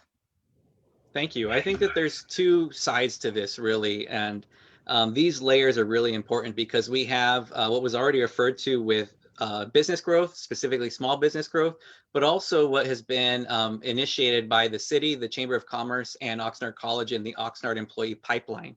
So the first layer in business growth, I absolutely support as well, the small business growth that was suggested, because we have so many people with entrepreneurial mindset who can really add to our downtown and our small business community that is local here to the city of Oxnard. Also, the next layer to that is mixed use, as we talked about earlier in downtown. If we were to build apartments above these new businesses, well, we would have people who would be regular customers because they live there, which goes in line with making our city more walkable and bikeable, as Ms. Nanez had mentioned. These are very important things that in a 21st century city, we should be looking at to make it so people don't have to drive cars from one end of the city to the other to get a specific thing, right? Now, looking at the employee pipeline is very important and a great development that's come from the Chamber of Commerce, Oxnard College, and the city, because this is a way that we can start getting people, not just jobs, not just minimum wage jobs, not just big box store jobs. These are jobs that will be able to get them a leg up, opportunities to get into some businesses that are here in Oxnard now and need employees, but also grow their own wealth, their own buying power as individuals. And that's really how we're going to address this. Thank you. Thank you. The idea was just for one more question, but another question just popped into my head, and then Wendy will take the final question. The question that I want to ask to our candidates is, Oxnard has had a reputation of being anti-business, making it very difficult with permitting as well as fees. It has been changing over the past couple of years, but with COVID, that kind of stunts a lot of businesses. How would you work with your fellow colleagues on the council and with staff to build better relationships with local and potential new businesses in the community. I believe it's Ricardo that we're starting with on that one. Thank you, Daniel, for the question. And it kind of goes back to, again, reinvesting in our small businesses. A lot of our small businesses have been hit drastically by COVID-19. Some of them have relied on some of the federal funding, federal support, the CARES money. So if we have any CARES money available, I would like to see the city council create some sort of program where either we can make grants available to small businesses, or we can find ways to make those areas a little bit more have a better ambience, so we can recruit, or we can get more residents to come and take advantage of the small businesses. If you look at the downtown, you look down H Street, C Street, all these streets, they're not very bike friendly. They're not very walkable, right? So we need to reinvest in our communities, make them a little bit safer for our residents to go and take advantage of what our small businesses have to offer. In addition, I'm really big on figuring out a way to provide resources to potential small business owners and our small businesses. A lot of people have had a very difficult time, but there's also some people who want to take this opportunity to establish a business. And I think a couple of our applicants said there's really not a process for these individuals to get clear support as to how to restart this a business. So just educating and supporting and addressing the needs of our small business owners is really important to me. Thank you. Lizanne, a minute and a half.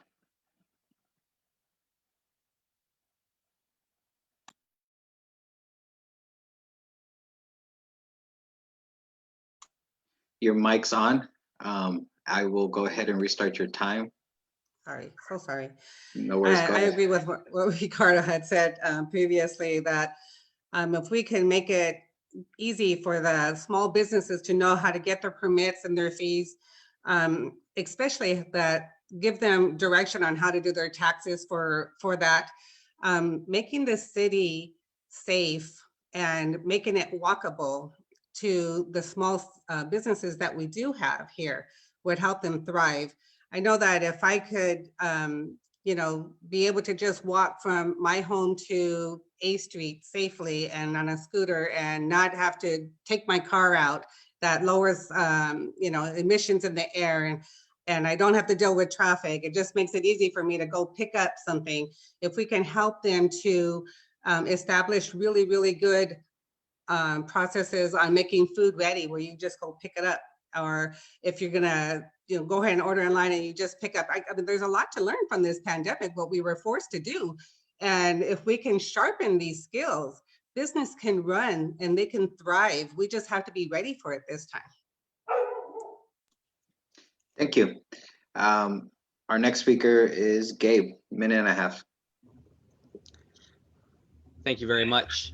And I'm going to go ahead and echo what my fellow applicants said about working with, building relationships with our business community, especially investing in small business, and seeing how we can work together as a council to really affect positive change throughout the city when it comes to this topic. And one thing that comes to mind in hearing the other speakers and thinking about this myself is foot traffic. We already talked about walkability and bikeability, and we can't just talk about this anymore, because we have multiple data points already from the city that are more than enough to justify having a very serious, intentional conversation about how to make these changes if we want these, like, downtown design or redesign, for example, to be successful. So we have the Parks Master Plan, which is going before the council in next month, which will be someone from this group will have that before them, as well as a District 2 representative. We have the Bike and Pedestrian Master Plan, which came out several years ago. And we also have data points from Oxnard PD, who have said that throughout numerous years, including last year, traffic fatalities in the city of Oxnard are not mostly from people who were in the car, but unfortunately people who lost their life were pedestrians and bicyclists, because we have an unsafe bike and pedestrian walkway or bicycle way. So adding this safety to them with these data points can help us grow foot traffic and grow this economic development and these businesses. Thank you. Our last speaker on this is Pedro, a minute and a half. we need to reimagine the way we look at business and how to attract small business owners and deal with the diversity of our small businesses, right? How do we bring the right people into our community to develop and grow their businesses? How do we elevate the folks that have businesses in order to grow their imprint, right? So first and foremost, it's about what the process is and identifying the process and trying to make it more seamless in terms of the business licensing and the permitting process. There's been some progress on that being made. However, there's a lot we need to do in order to attract and make it seamless for people to do business in downtown Oxnard. I just set up shop in downtown Oxnard. My office is in front of Plaza Park. So I'm committed to the revitalization of our community. And so working with the economic development staff, there was just an announcement that community development just hired somebody from Goleta to come in to work on addressing these issues. So it's going to be really about council and just a coalition of council members that care about the economic development plan to work with staff and bring on more talent so that we can address these issues. Again, we need private public partnership. I think if we elevate ourselves to think about what we can do with the private sector and the public sector to create synergy. Again, a partnership with the chamber is essential because our chamber has their boots on the ground in order to provide some of the education that's needed in order to grow businesses in the community. Again, we need an economic summit of organizations like EDC, our own economic development department, and other key members of the community so that we can address these issues together. Thank you. And Wendy will have the final question for you guys. Well, one of you might be the next city council member, but that job only goes to November 2nd. So my question is, whether you're appointed or not appointed, do you plan on running in the special election? And if you're not appointed, how will you still be involved in the community? Let's go with Lizanne. Well, I'm hoping appointed. And if I'm not appointed, I definitely will be running for the November election. I will always be involved in the committee. I have tight bonds with the Oxnard Chamber of Commerce, so I do attend those events. I have a tight bond with United Way. I have a tight bond with Casa Pacifica. I also will be attending the city council meetings, so I know what's going on, keeping up with what's happening so I can stay on top of it and hopefully be able to give my opinion. I've lived here in Oxnard all my life, so I've seen so many changes already, and I would like to be part of the changes that come up. And you know, there was a saying that if you don't have a seat at the table, bring a folding chair, and I'll be there with my folding chair.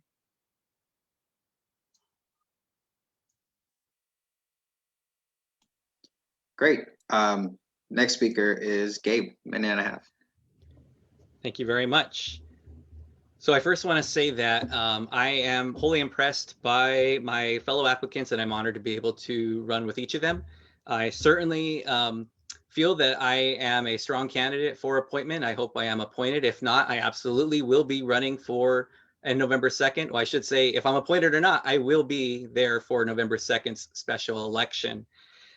If I'm not appointed, I will continue doing what I've been doing for the last 3 years. I will continue to serve on the Parks, Recreation, Community Services Commission.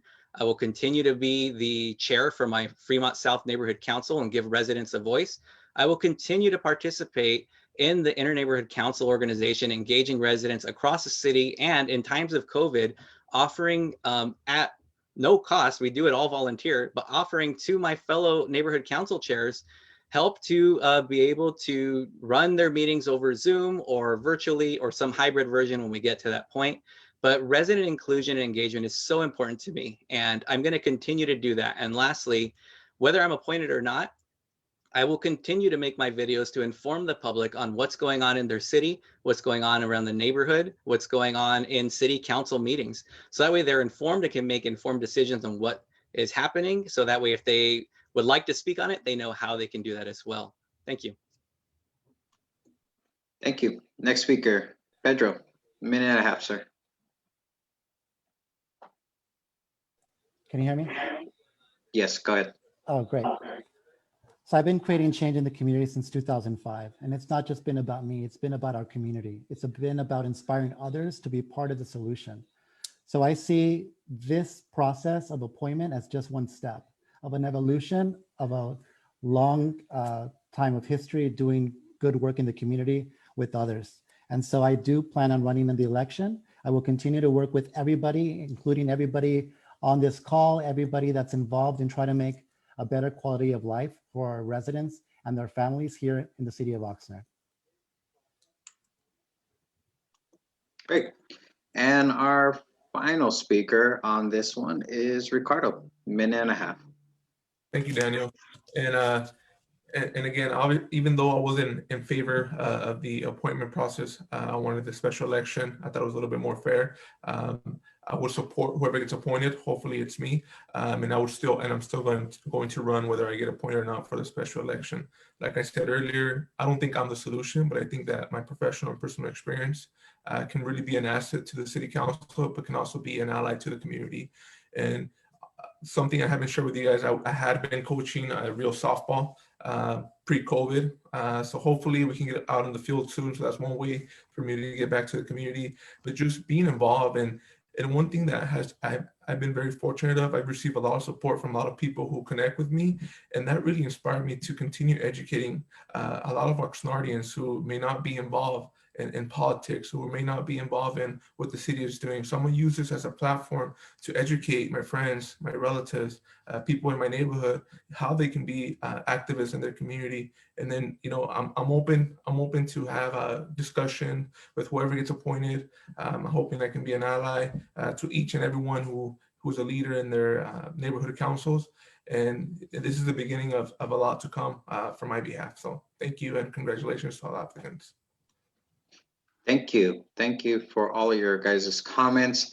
We are now moving into the phase of your closing statements. At this time, you will have 2 minutes for a closing statement. This is your opportunity to wrap up anything that you didn't get an opportunity to wrap up during this forum, and to provide any additional information such as websites, social media pages that the public can view, and so that they can go ahead and reach out to you.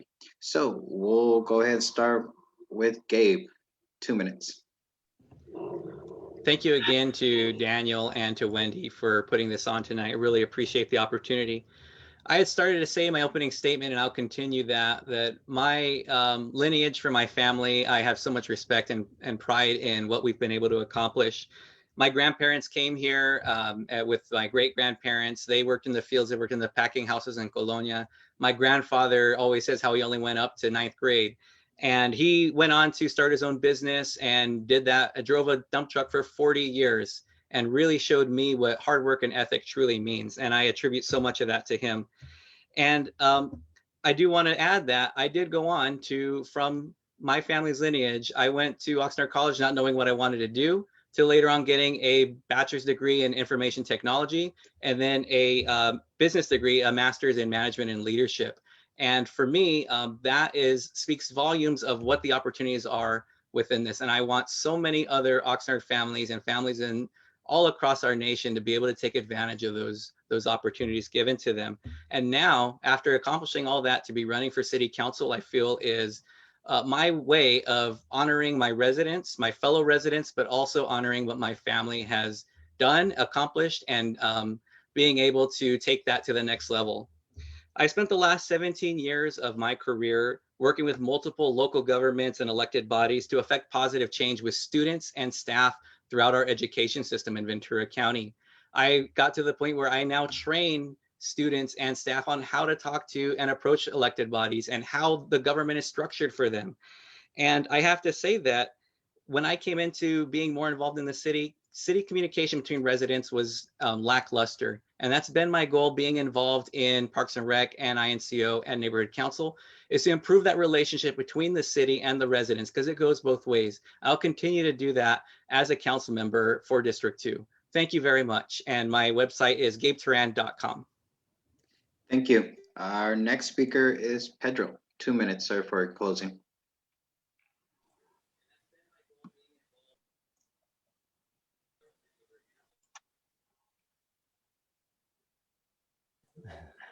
Hey there, can you hear Okay, me? let's All right, try that sorry about again. that. Sorry about that. 2 minutes, go I'm ahead. getting a little hungry here. But first of all, I want to thank you, Daniel, because I know that you've gone through this process before in the general election. And so you have a passion that's in your heart that you care about making Oxnard a better place to live for all of us. So thank you for doing this. Again, thank you to all the individuals who are part of this process.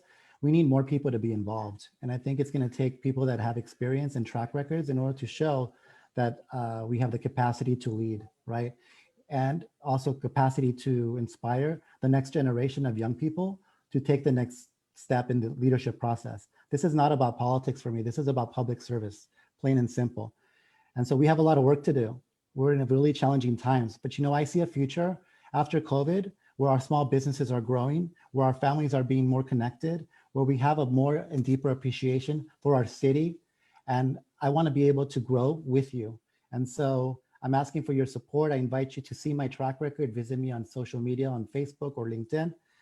Again, I've been helping working families access sustainable home ownership.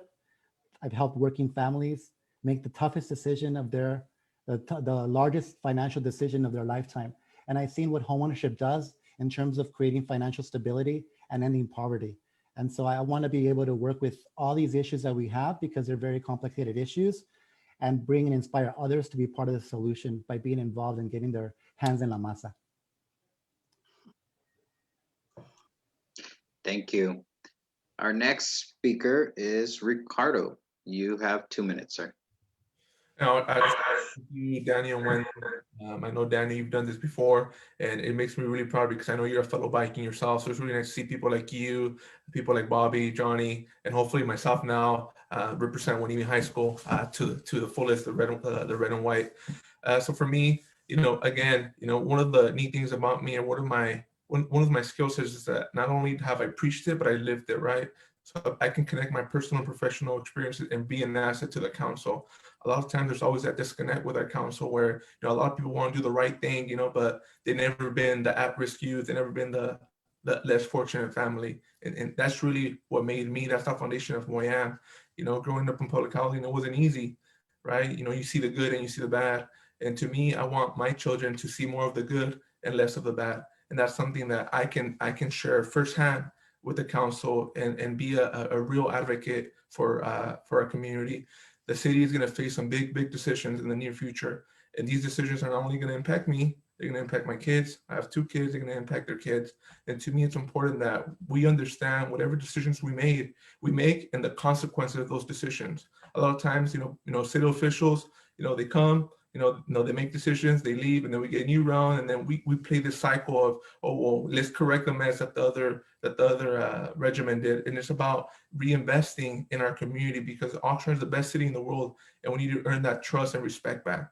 And for me, to the community, yo soy como ustedes. Yo he vivido, he pasado las mismas cosas que ustedes han pasado como familia, y yo quiero ser ejemplo, no más para ustedes, pero para sus hijos, que echándole ganas, se puede triunfar en este país y en esta ciudad. You guys can follow me at Torch for Oxnard. And again, es el inicio de algo muy bueno por venir. Muchas gracias. Thank you. And yes, that Viking pride, gotta have that. Our next speaker and final speaker, Lizanne, 2 minutes for your closing statement, please. Thank you, Daniel. I'd like to thank everyone for their time tonight. Like I said, I've lived in Oxnard for 60 years and I've seen a lot of changes. Growing up in districts 4, 5, and 6 gave me living experiences in those areas. As an adult, buying my first house in District 1, then buying it in District 2. I've been here in District 2 for 34 years now, so gave me an end-to-end overview of the city. I'm now retired after 42 years at Procter & Gamble, where I've held many leadership roles, been on leadership teams, manage the community and the grants, and just keeping our plant involved to the point that we won the Oxnard Chamber Large Business Award, something I'm very proud of, and so is our plant very proud of. But I feel that I can contribute and generate new ideas, renew the work process using common sense to understand the situation and quickly get to resolution. So I've worked with many different people across the city, and I know that we all want to protect our properties and small businesses, and we want to inspire our youth and give them a great place to prosper. And I feel that my steward leadership can do that. I feel like I can bring in a breath of fresh air for the city of Oxnard and make it a better place to live and make it a good looking place that we're all proud to say that we live in. Thank you. Thank you all very much for one, accepting this invitation to join me tonight, join Wendy, and as well as our fellow Oxnard residents that are watching throughout the night. This is one of those positions and opportunities that a lot more people should be part of. And I encourage you all after this, whether you're appointed or not appointed, whether you are successful in the special election or not, please continue to be involved. And I encourage you all to also reach out to the Oxnard Chamber of Commerce. They offer a leadership program, and I'm not part of the chamber, but I participated in this program, and I can honestly tell you that it really teaches you how Oxnard runs for multiple industries to keep our families and our economy going. So try to participate in that afterwards, and join commissions, our citizen advisory groups, and so forth. All of you guys are already contributed so much to our community, and our community is very lucky to have so many strong candidates willing to step up and take that role. Again, this is our Oxnard Oxnard District 2 applicants that will be going before the City Council on February 4th. They, along with the other candidates, a total of 13 candidates as reported, will all be interviewing before the City Council for the position. So in February 4th, one of these individuals here will have the honor to be called a council member. And then in November of 2021, at the end of this year, we'll also have that special election. So again, thank you all for joining me. Thank you, Wendy, for participating with me. And thank you to all the candidates.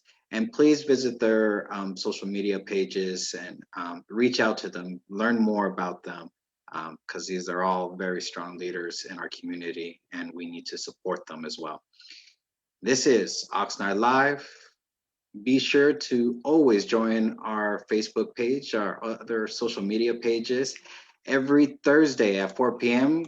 is a new episode. So like, share, subscribe, get that little notification, and be sure to tune in every Thursdays at 4 right here on Oxnard Live. All live and 100% real. Have a great night, everyone.